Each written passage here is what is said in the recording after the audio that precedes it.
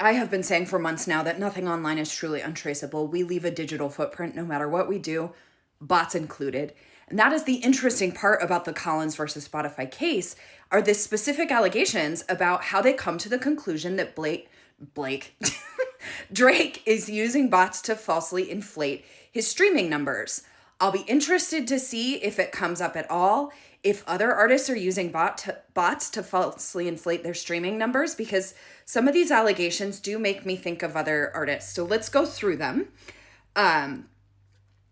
So all of these are upon information and belief. We're not really sure how they came on this information, but I don't know. Maybe he took out a subpoena through a sham corporation against John and Jane Doe's in a contract case and then dismissed that before a judge was ever assigned, knowing he never intended to fully litigate that case. Although I doubt it. Okay. 250,000 streams of Drake's song No Face originated in Turkey, but were falsely geomapped through the coordinated use of VPNs to the United Kingdom in an attempt to obscure their origins.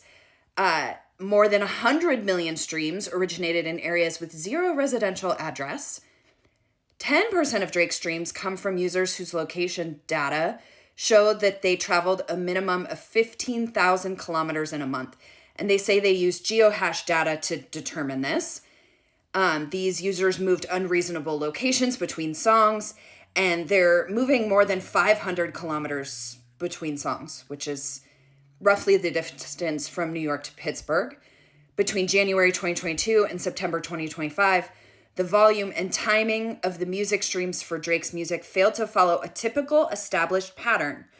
While most songs and/or albums see an initial spike upon release, those same songs or albums typically follow a predictable decay pattern over the following months.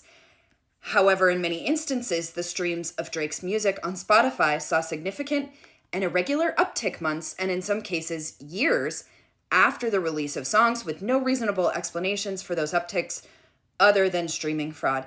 It makes me wonder if maybe some of the variants are to cover. Neither here nor there. Plaintiff is informed and believes that while the average Spotify user listens to 10 songs per day, a massive amount of the accounts listening to Drake's music listened exclusively to his music for 23 hours a day. So as a result, Drake's music accumulated far higher total streams compared to other highly streamed artists, even though those artists had far more users than Drake. So,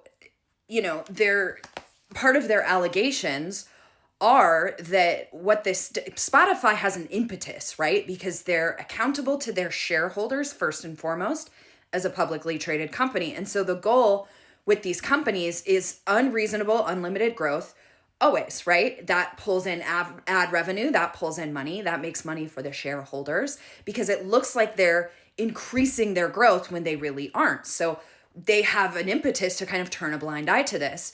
And the artists that are harmed by this are saying that's negligence and that's engaging in unfair competition under California law. So that is the tie-in that would make these bots illegal, right? Like that's what would make these bots tied to something that gives them relief in a civil claim. In Blake's claims, she needs to tie the bots to retaliation based on protected activity that we have yet to see the protected activity. Little Girl Attorney and I have talked a lot about how the 17-point list probably doesn't apply as protected activity.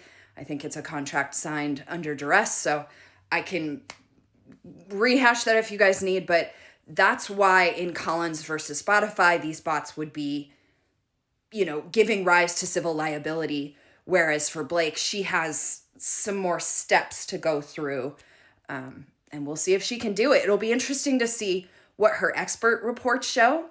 I find it interesting that the subpoenas they sent were seeking actual content creators' private data, bank account information, all that, when really what they should have been doing, it seems, is subpoenaing the bots and actually the users engaging with those videos. It seems like they could have done that with their subpoenas to YouTube, Google, TikTok, all that. So, I don't know if those subpoenas went out because we only see what hits the docket when there's when there's a dispute about it. So, but yeah, at the end of the day, it's a digital world. Everything is traceable.